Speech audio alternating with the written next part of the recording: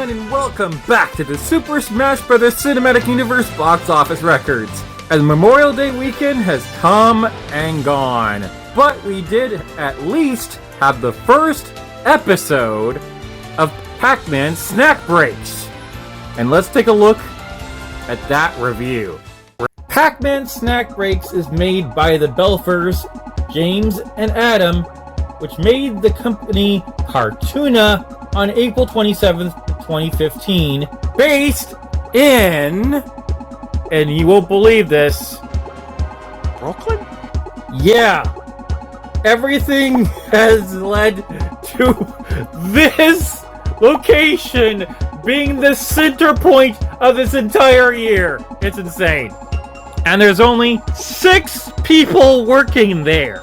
Now, the thing about PAC-MAN Snack Breaks is it is a micro series consisting of 3-minute shorts that can also double as ads between YouTube videos. Meaning it will take an entire year roughly to make a single regular length episode. 30 minutes. So yeah, 10 months since it's a monthly series. The cast of PAC-MAN Snack Breaks includes Mike Cefalo as both Pac-Man and Inky, Mike Bodie as Blinky, Rebecca Wang as Pinky and Pac Neighbor, Lucas Arnold as Clyde and Pac Wizard, and finally Alex Carpa as Miru. Miru is actually a lesser known Pac-Man character, and she made her debut in Pac and Pal. In it, Miru wandered around the maze by picking up fruits and bringing them into the ghost pen, which disappear when she entered it. Essentially, she was designed as a character that functions as in between an ally and an enemy. As of the first episode, it's called Welcome to Pac City, and it features Pac-Man getting a recipe from his parents for a birthday cake.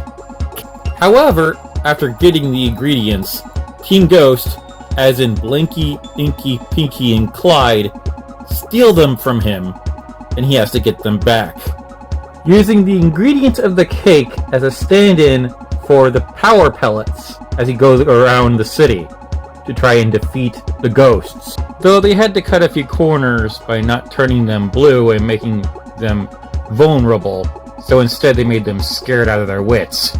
In the first episode, it establishes the characters.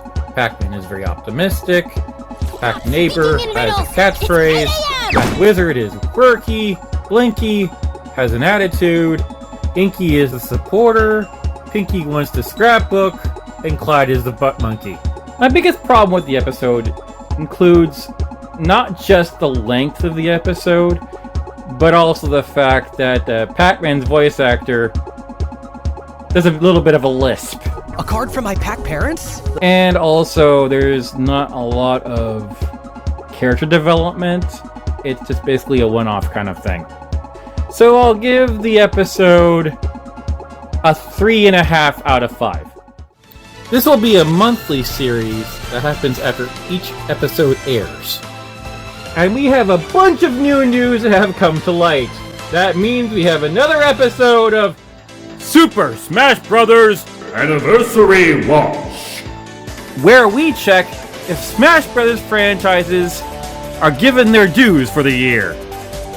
At the time of recording this, it is now May 27th, and Dragon Quest has just gotten updates on 2 of their games.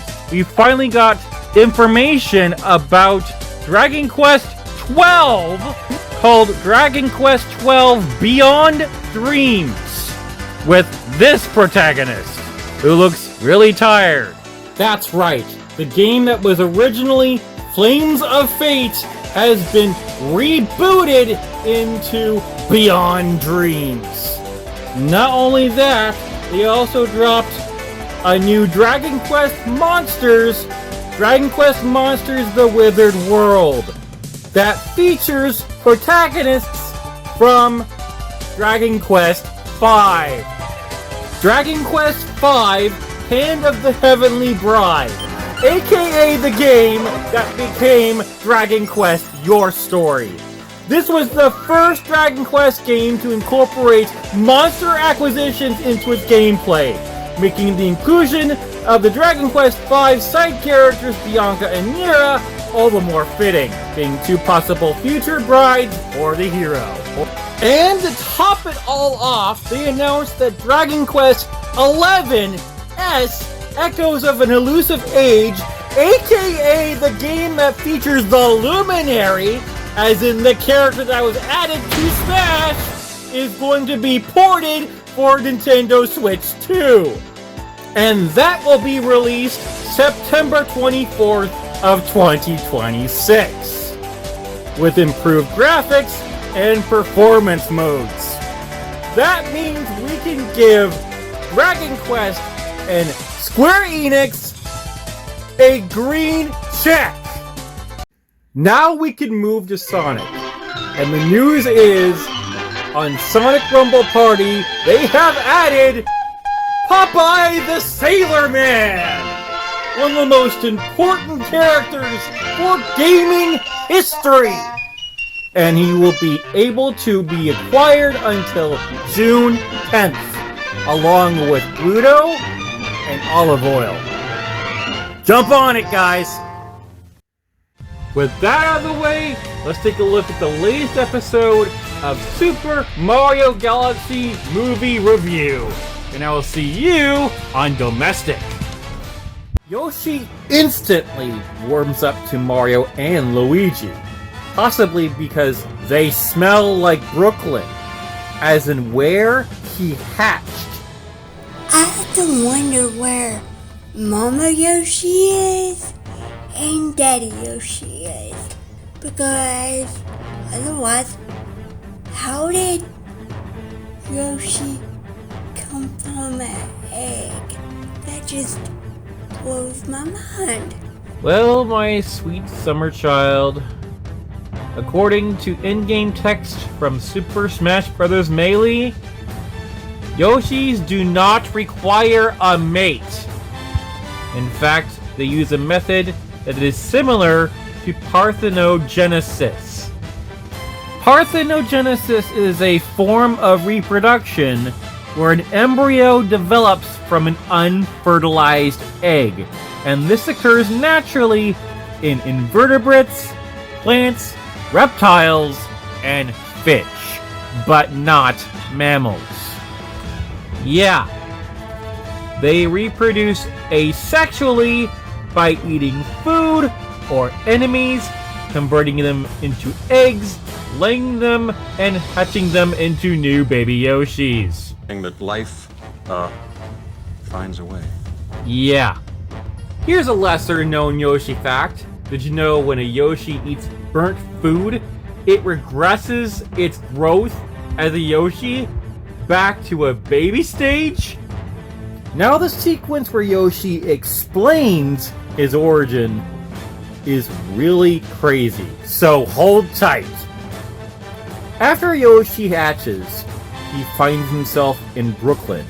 We see him demonstrate his elastic tongue, a feature demonstrated prominently in Super Mario Galaxy 2. He meets up with Francis from the first movie. Then in a split second, a detail even new rock stars missed, we can see Doc Lewis training Little Mac. But this isn't the same Little Mac we're used to. No. This is the Little Mac that debuted on the Super Famicom, aka the Super Nintendo, on Super Punch-Out! So, what does this mean? Punch-Out Pizzeria was created to honor the legacy of the original Punch-Out's Little Mac from 1987, with references of another NES classic, Duck Hunt, thrown in for good measure. So, what's the connection? And Doc Lewis is here training the next one, the Blonde Mac from 1994. This means they're creating a subplot under our nose, using the storyline of the two Punch-Out games akin to Rocky's Creed. If he isn't blonde, then it's just the standard Little Mac we all know and love, getting back in shape again. Little Mac! After that blink and you'll miss it world building, next we see Yoshi steal Foreman Spike's pizza slice from the Punch-Out Pizzeria. Talk about foiling the foil character. Wouldn't you know it, next we see Donkey Kong going ape in the city, making a mess for the police. There's that cameo I mentioned. So already we have 2 potential films that could stem from these 2 scenes alone. Then to top it all off, Yoshi ends at a museum, but not just any museum. He was seeing the dinosaur bones of a T-Rex. Museum of Natural History. I never thought I would ever use that reference. And then the dinosaur bones fall on him.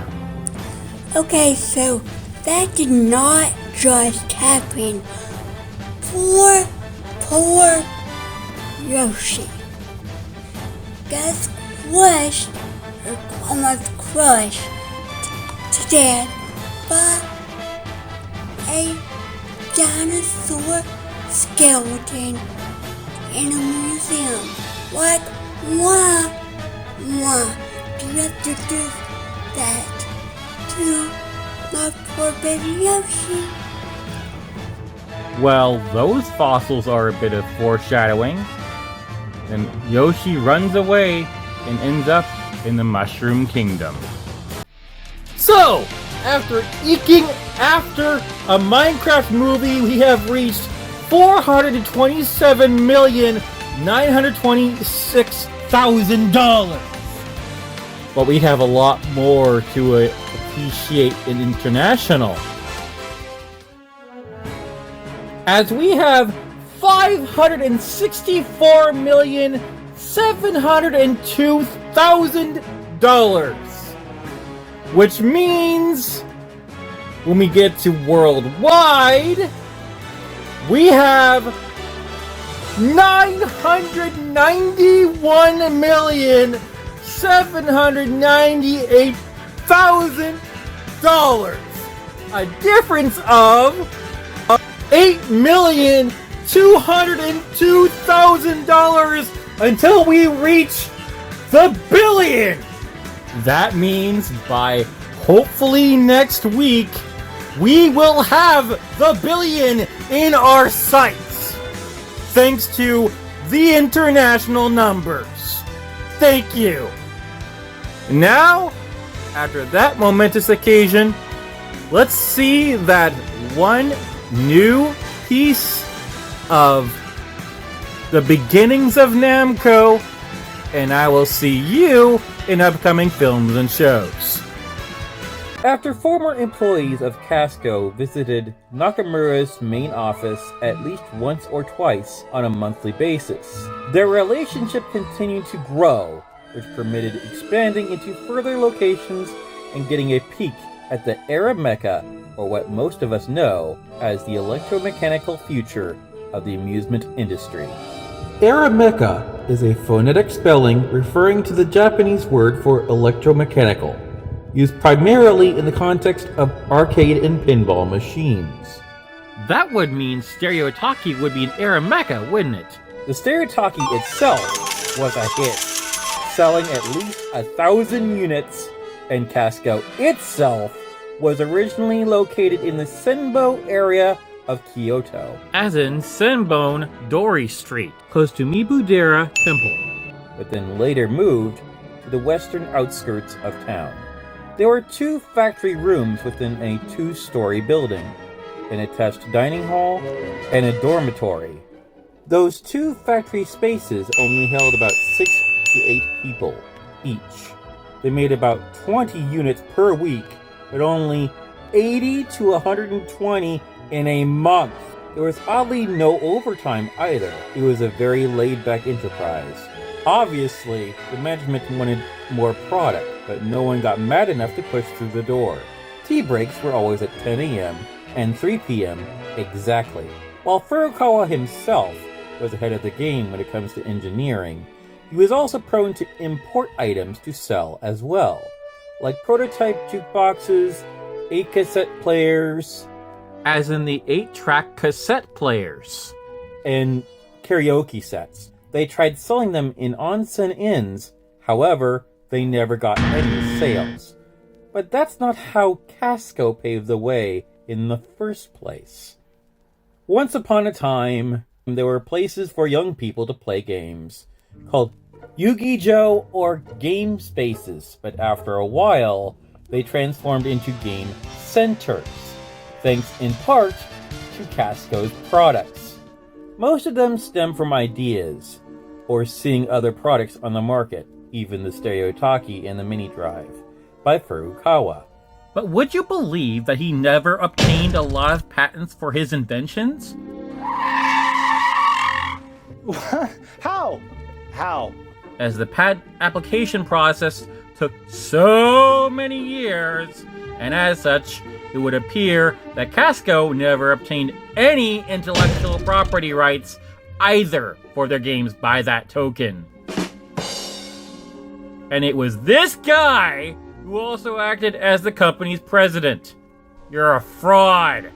Despite that egregious oversight, He would think of a game based on a cheeky premise, like lifting a girl's skirts to rhythm, then design blueprints to be written up. Even the president of the company would help with manufacturing the products, as there were not many engineers available to make them. He did most of the work. It was only 2 or 3 per unit. The others would be his assistants. After 10 units of that product were done, they did location tests in spots like Daimaru, Kyoto Tower, or the Tokyo Tower, specifically the bowling alley in Tokyo. This was also how their customers would first learn the price of this new product. They said if the buzz was good, they'd sell a lot. It was a market that thrived mainly on word of mouth. You can also be assured they never explored games that dabbled in gambling, just wholesome entertainment. Even after the war, there was just KASCO and Nakamura Saisakusho, but none of them were then household names. By 1958, Messiah then moved his headquarters at least twice from Mikigami to 2 separate locations in Ginza. Very interesting. Then they started some rooftop amusement parks in places like Hakodate, Chiba, Aomori, and Sapporo. By 1959, Nakamura could organize his nest egg into a joint stock company, translated into Nakamura Manufacturing Company Limited. But he was adamant to fulfill a few goals. First, he wanted to make a monorail ride, as they were staples of rooftop amusement parks, and he would expand his business by having it available. Second, he had to have an amusement park on Mitsukoshi department store, which was at the time the largest department store company. Their premier location was the Nihonbashi store, remember them, in Chuo, Tokyo. There were a few problems with that, however. Mitsukoshi currently had a pesky little policy not allowing the construction of rooftop amusement parks on their locations. Nakamura even had a planned encounter with the company president, trying desperately to appeal to him over an extended period of time, adding some sweetening of the deal by mentioning how much children would enjoy the experience. Though try as he may, the man just wouldn't change his mind. So much for that idea. Then, surprise, surprise, said president keeled over and died. So, by 1963, Nakamura's success was continuing to grow, where the Mitsukoshi department store chain began to notice, and they approached him with the notion of the possibility of constructing a rooftop amusement space for their store in the Nihonbashi district of Tokyo, Japan. That's right, once again, the birthplace of Sony. And he had the opportunity of a lifetime. He had been given this space, and he could merge both his goals in one. This amusement space would have horse rides, a picture viewing machine, a goldfish scooping pond, and a centerpiece focused on a moving train called Roadway Ride, the monorail. I thought he didn't want to do the goldfish thing. Oh well. This also became a hit, leading to Mitsukoshi wanting rooftop amusement parks for more of its stores, namely Kobe, Sendai, and Matsuyama, which made Nakamura's company one of Japan's leading amusement giants, rivaling the likes of Taito, which opened in 1953, Rosen Enterprises, which started in 1954, and a little-known company that was currently referred to as Nihon Goraku Busan, which had its start in 1960. Nakamura decided to dip his feet into EREMEKA with a machine that was called rock, paper, scissors that did exactly as the name implied, selecting a hand shape to try and best the machine. The product dropped in 1965. As the company grew further, it used its reputation to purchase a bulk of amusement machines from other manufacturers at a considerable discount. Well, that was a lot of fun, even though it was incomplete. Now let's take a look what's going on with the upcoming films. And we have Street Fighter coming out October 16th of 2026 this year by Paramount and Legendary. Then we have Sonic the Hedgehog 4 out March 19th of 2027 by Paramount and Sega. After that we have The Legend of Zelda movie coming out April 30th of 2027 by Sony and Nintendo. And then we have the Minecraft movie sequel. Now, they changed the name again. We went from a Minecraft movie 2 to a Minecraft sequel. Now we have a Minecraft movie squared coming out July 23rd of 2027 by Paramount, Warner Brothers, and Legendary. After that, we have the Donkey Kong movie out April 12th of 2028 by Nintendo Illumination. After that, we have the untitled Sonic movie coming out December 22nd of 2028 by Paramount and Sega. And then we have the Super Mario Bros. Movie 3 out in 2029. Theoretically out April by Nintendo Illumination. And we have the Star Fox movie out in 2030 coming out April by Nintendo Illumination. And we have the shows. Since we have PAC-MAN Snack Breaks out already, then we have films with no release date. And we have Metal Gear Solid by Sony and Konami. We have Detective Pikachu 2 by Legendary. Mega Man by Netflix. Pac-Man by Fox and Wayfarer Studios. The Luigi's Mansion movie by Nintendo Illumination. The Metroid movie by Nintendo and Sony or Universal. And we have the shows with no release date. We have Secret Level by Amazon Prime, hopefully coming out this year. And we have the Pokemon live action series featuring Red by Netflix. And we have the Minecraft animated series by Netflix. Then we have the rumored films with Pikmin, Yoshi's Island, Kirby, Super Smash Bros. After Star Fox, Bowser's, Princess Peach, and Rosalina. And we are done. If you like what you see, press like, subscribe, and smash that bell in order to get notifications on the channel where everything grows on you.